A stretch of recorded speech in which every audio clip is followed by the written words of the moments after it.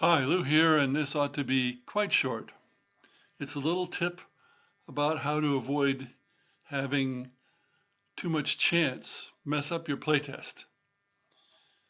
And I decided to try this after the very first time Stalingrad Besieged was playtested, and one side, one player, was rolling like crazy, lots of fives and sixes, and the other couldn't roll a five or six for his life. Well, in those circumstances, the side with all the fives and sixes is going to win no matter what. So the results of the playtest were not terrifically useful to me in some ways, certainly not for play balance. So what I did was take a couple decks of cards, take out the 1 to 6s for each suit, and give those decks to each player for any future playtests, and certainly when I played solo. Well, this works out pretty well. There were about 50 dice rolls per side in the game, so players would go through their decks twice, approximately. And because it was rolling only one die, um, there was not the kind of problems that can happen when you are using two dice. If you're going to do this with something that is two dice and a sum of the dice, then you're going to need a lot more than 24 cards, or it's going to become a little bit skewed in various ways. And the card counting that the other player can do will make a bigger difference.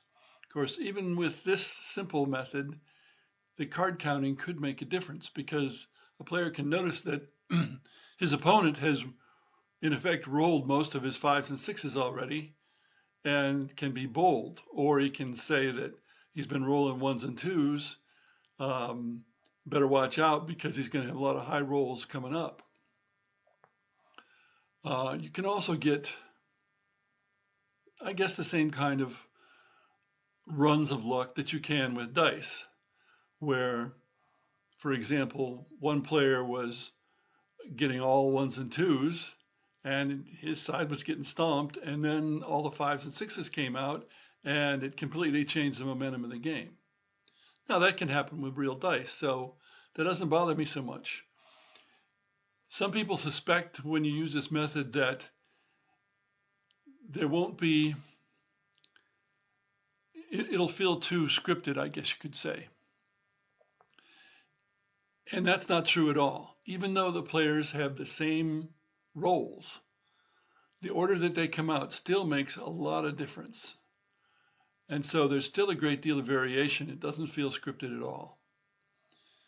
So whenever I am going to use a game where a single die roll will decide something, I'm probably going to use this card method to cut down the luck when I'm playtesting. Thanks for listening.